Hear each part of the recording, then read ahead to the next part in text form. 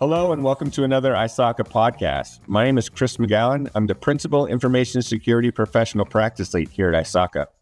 Joining me today is Paul Valente. He's the CEO and founder of VISO Trust. Hi, Paul. How are you doing today? I'm doing great. Really glad to be here, Chris.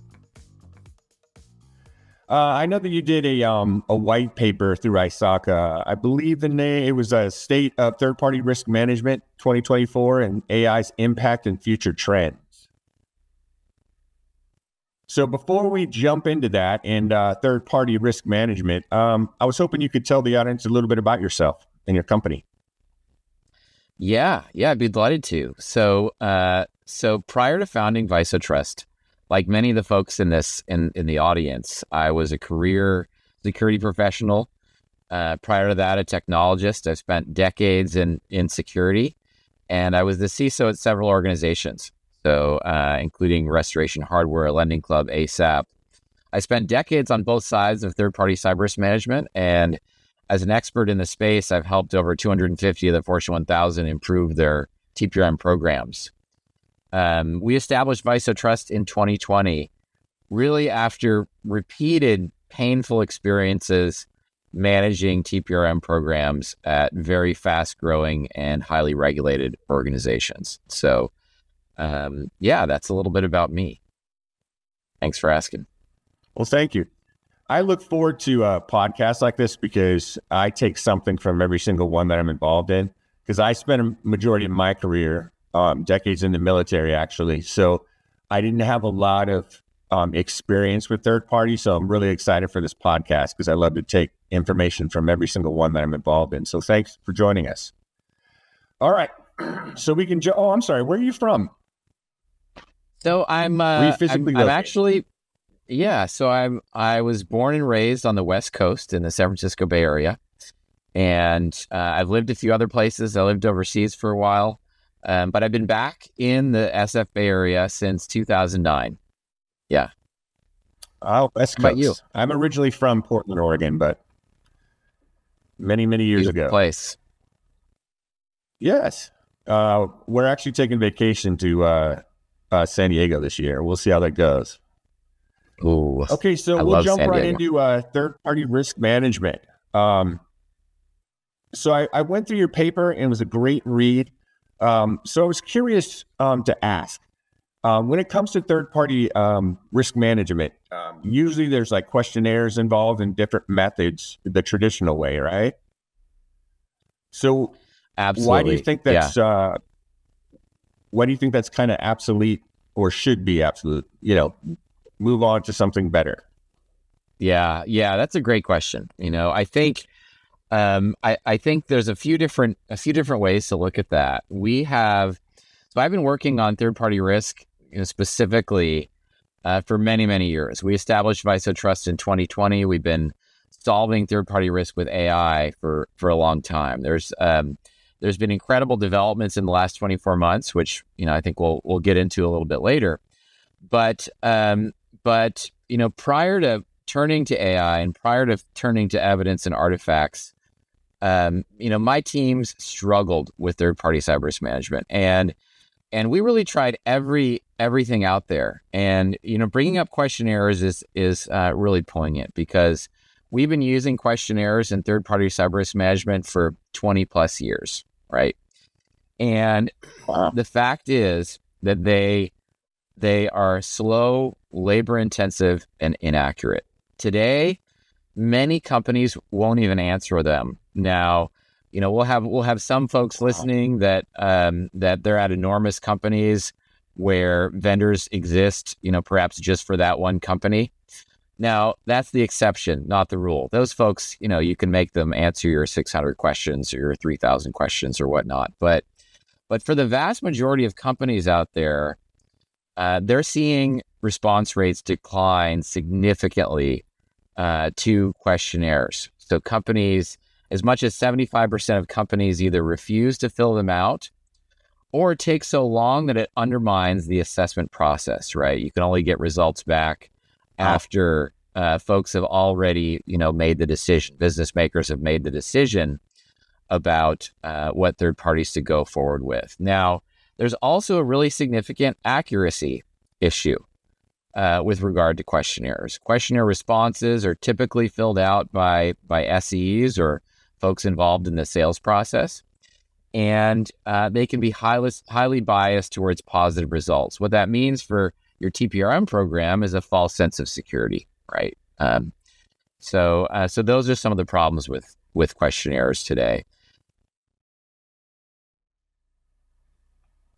So when it comes to the questionnaires, you mentioned like 600 questions. I've never actually seen one of the questionnaires. Are they pretty big like that?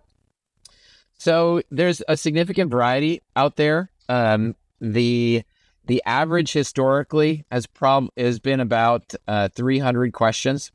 Now, at larger and more highly regulated institutions, they can go way beyond that. They can even go into the thousands, right? I think probably the largest questionnaire that I interacted with as a client is probably around 3,000. Now that's not the norm. I think normally you see 200, 300 questions today. A great kind of benchmark is the SIG Lite, which is the managed by shared assessment, which is kind of the gold standard for questionnaires as far as questionnaires go. And that can be customized, but it's typically between 200 and 300 questions. And we've also seen a trend because companies, either refuse or take so long to answer them, of many companies shrinking that, like companies going down to, 50 questions or 20 questions. Now, while you can get higher response rates that are faster, obviously, you're kind of going from bad to worse in terms of the fidelity of information. Now at the same time, there's accuracy problems no matter how many questions, right? Again, folks on the receiving end just wanting to close the deal and get this past them, giving, often aspirational answers. Yeah, it seems like some companies might take the easier route, but in the end, it's actually like hamstringing or putting one hand behind your back. You're not getting that full picture of where you stand when it comes to third-party risk management. That's wild coming from someone like me to think that way. I think about taking a 300 to 600 question survey, and just me alone, I'm like, ugh, it's not something I want to do. So I can see. Oh yeah. So yeah, on the receiving end, companies are put in a very difficult position. There's teams that are having to look at this and say, well, do I want to hire another person to help me do more security, or do I want to hire another person to help me answer questionnaires, right? And those are some of the tough trade-offs that businesses have to make. So there's an argument there that companies are actually hurting the security of their vendors by putting them through these sorts of inconveniences, right? But luckily there's better ways. But questionnaires aren't the only issue. We've had essentially three models over the past 20 years. So questionnaires, ratings, and exchanges. And unfortunately, we're seeing trouble with all of these. Ratings we've proven that only 6% of companies can be meaningfully assessed based on public data alone. And ratings, that's all they have, at their disposal is public data, right? Lightweight vulnerability scanning and open source intelligence. And with the move to using things like content delivery networks, the move to cloud, companies approaching 100% third party, you just can't see the meaningful attack surface from purely public information, right? If you're buying company data and company domain names and then scanning, you're going to be seeing primarily marketing websites, right? You're going to be somebody's WordPress instance and checking hygiene on that, which is often completely isolated from their corporate environments, their development environments, and their production service environments. So that's another tool in the TPRM toolbox that is failing today, right? The last one being exchanges. 20 years ago, shared assessments starting with bits, was the first attempt to solve TPRM with the concept of write once, read many, right? How about if we can just assess a company once and then share the assessment? Well, That's been, folks have come up with that new idea, every few years over the past 20 years. And unfortunately, it's never worked. Continually plagued by low vendor adoption. It just has failed to solve the problem. Static assessments that are often very stale, not context aware, just haven't solved the problem. So it really is, time for a new approach that's based on evidence. So you talk about this new approach. I know AI, hear many terms saying, it's the age of AI. People that have been in the field for a while know that it's been around. It's very publicized now, and it's very smack you in the face AI. So from your perspective and your expertise, I heard you mention artifact-based assessments using AI. Could you go into that a little bit for us? Yeah. So I'll tell you a little bit about how my co-founder Russ Sherman and I came to that, particularly when we were working back at Lending Club, while it was growing very, very fast, financial services, highly regulated environment, very concerned about risk.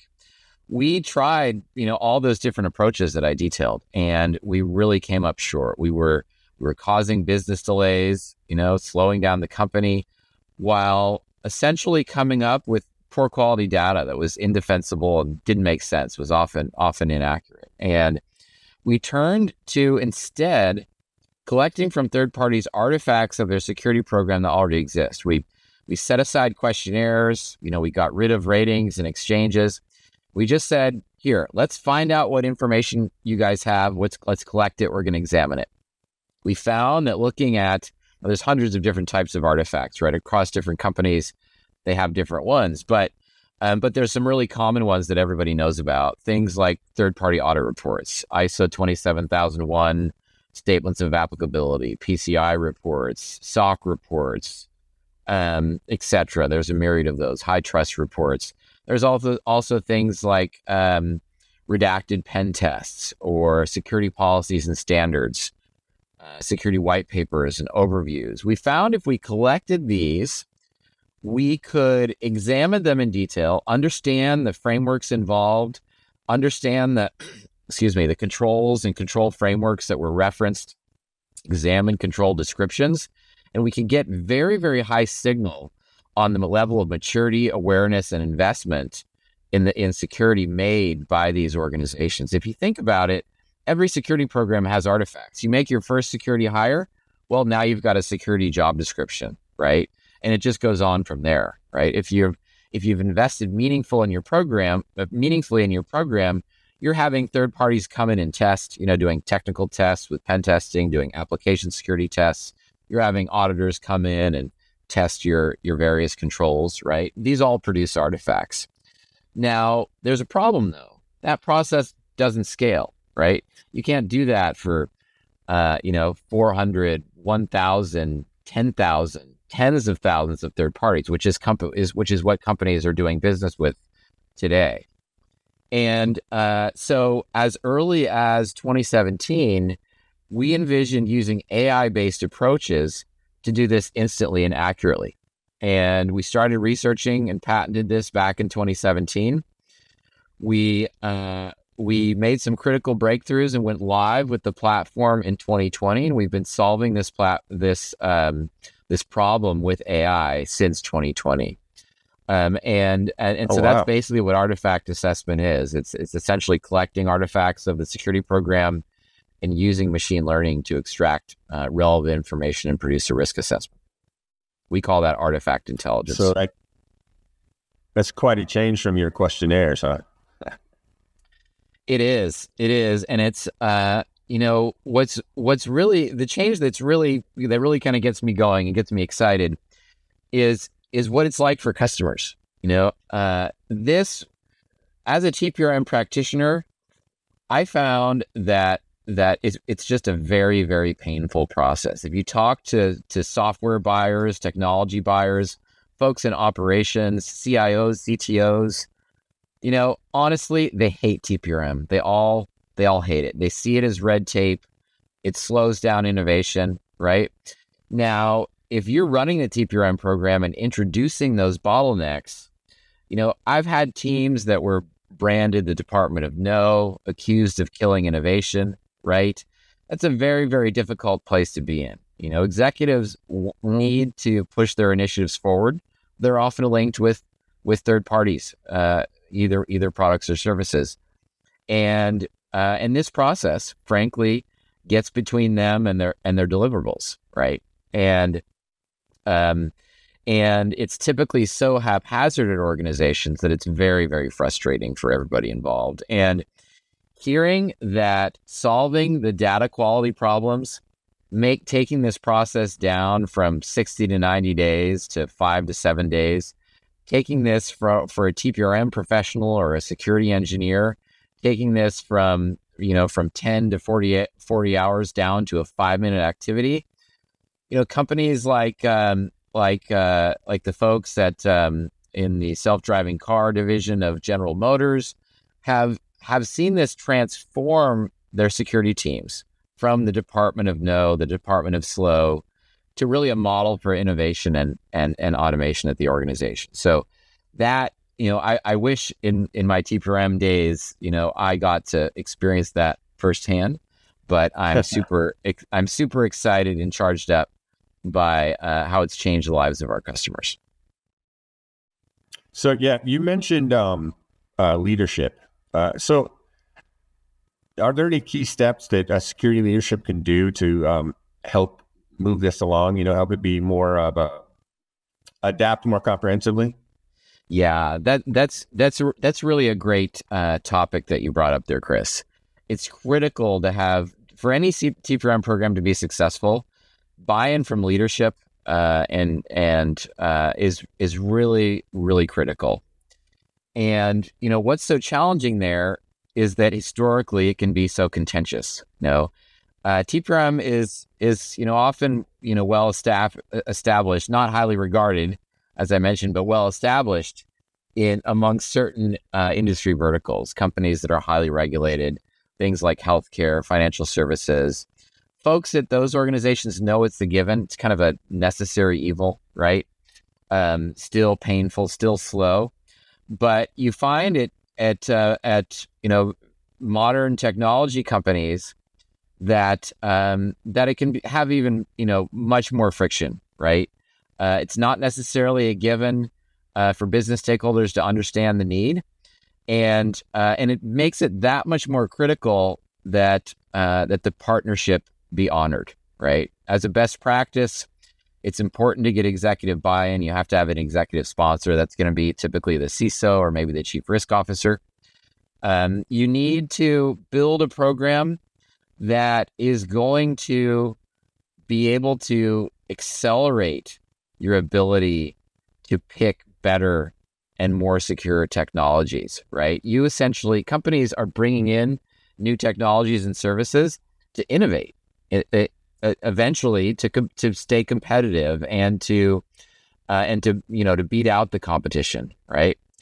Or to save money, right? And we need to, as TPRM professionals, we need to deliver solutions that allow them to choose better solutions faster with less risk, right? And so, you never want to stand up a process knowing that you're going to be the bottleneck, right? That's just not going to work. And with today, companies approaching 100% of their technology being owned or accessed by third parties, it's that much more critical to be able to bring to your business stakeholders processes that can support the speed that they really need to work to stay competitive. Yeah. So like anything else, right? It's pretty hard to be successful without buy-in. You bet. I mean, for TPRM, it's impossible. Yeah. Folks, if they don't have to, they're going to do an end run, right, around TPRM if it's optional. And so you need to make it mandatory. As another best practice is to make sure that you apply inherent risk criteria to every relationship. Now, with traditional tools and technologies, you're not going to be able to do that. You're just not going to be able to scale to do that. So So you need, cutting edge technology, you need automation, you need a modern approach in order to do that. Luckily, the developments that have been made over the past couple of years in AI and in TPRM enable us to do that today. Yeah.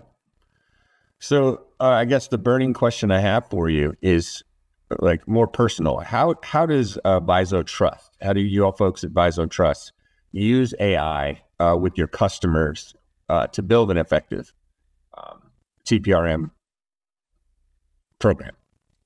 Yeah. So we partner with our customers to help them innovate. Our team is highly trained, highly expert, and we take an expert in the loop approach to TPRM. In fact, our expert team of third-party auditors have eyes on every assessment. So we use this in a number of ways. So the first way is we use this to train and annotate our data and machine learning models, right? So the second thing is that AI can do a ton today, but it's not perfect, right? It's not a panacea, right?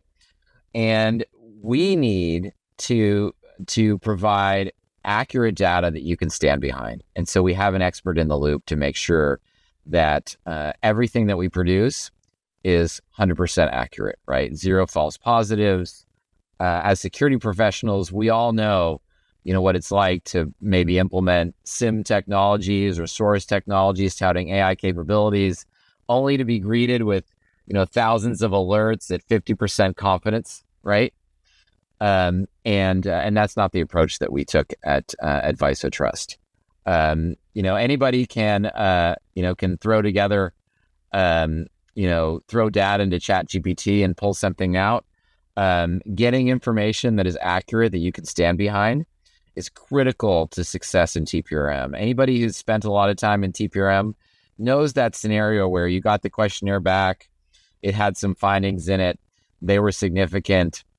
You threw the brakes on, maybe you dragged an executive before the risk committee to try and figure out what we can do about this vendor or what else we can do about this project, only to find that, maybe they went and spoke to the CTO at that vendor and they just said, oh, what's in that questionnaire is inaccurate. That's not what we do. None of this is right, So you have to have data that's accurate. You have to be able to stand behind your results. They're going to have an impact on your business. You want to engender the right decisions, and you want to be a great business partner. And you want to create security engagement. You don't want to create security apathy. Bad TPRM creates security apathy, right? It creates, how can I avoid the security team? How can I avoid going through this process? How can I lay low, right? And that's not the culture you want to create, right? You want a culture of security and a culture of engagement. And we partner with our customers to make that happen. A great example of that is a company like Commonwealth Financial Network. Their case study is available on our website. They were essentially, overwhelmed with the number of third parties that were coming in, right? And the speed that their business stakeholders needed to bring them on. They struggled getting quality data. They struggled with backlog, and that's when they came to us. They were excited by our new approach. They were excited by the accuracy that could be garnered from evidence and artifacts, and they gave the platform a try. They tested it against their own manual processes, found that we consistently found more detailed, more accurate results, while saving them essentially 95% of the time that they were spending on it. And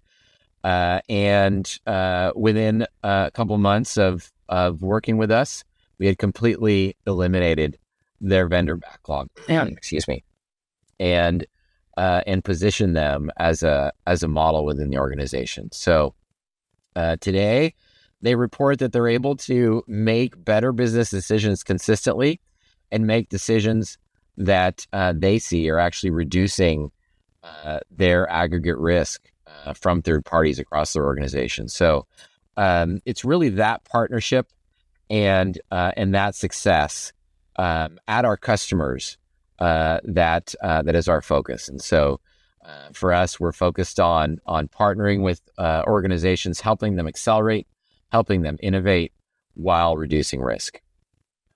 That's a lot of good information, Paul.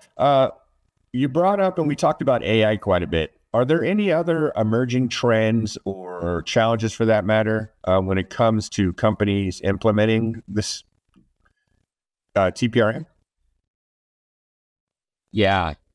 So I think we're going to see the current trends with questionnaires continue. I think we're going to see more and more companies move away from questionnaires, right?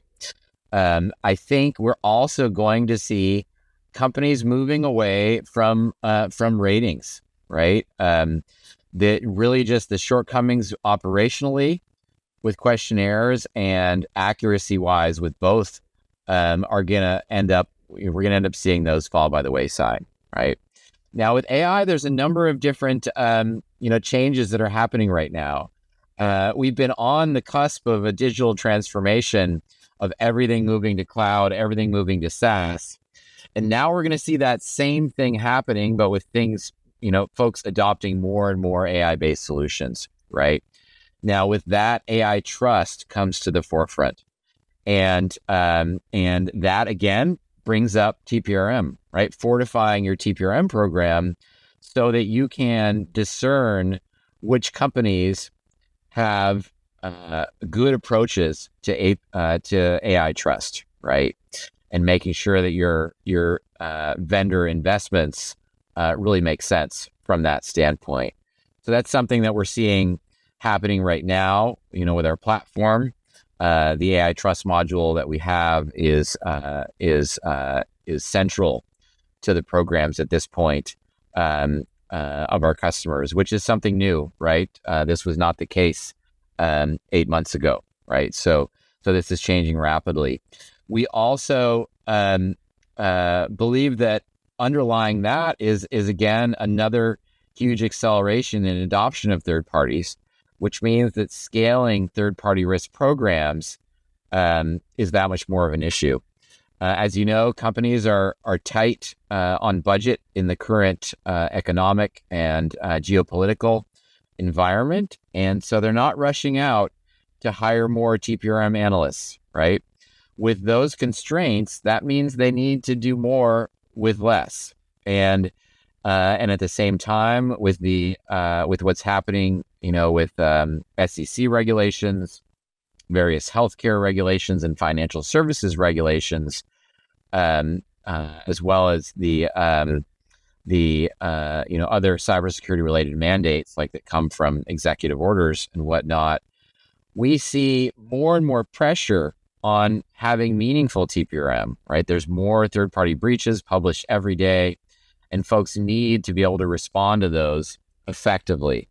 Now, all this means that you need to be able to scale, right? So you can't be chasing vendors, you can't be manually analyzing questionnaires.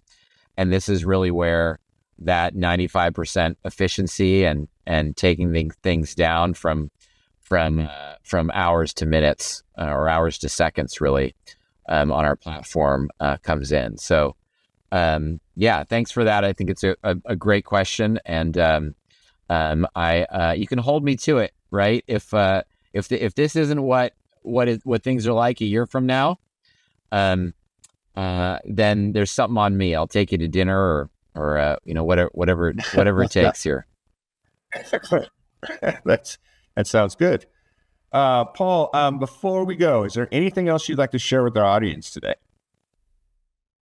I'd like to encourage folks that have been disillusioned by TPRM in the past.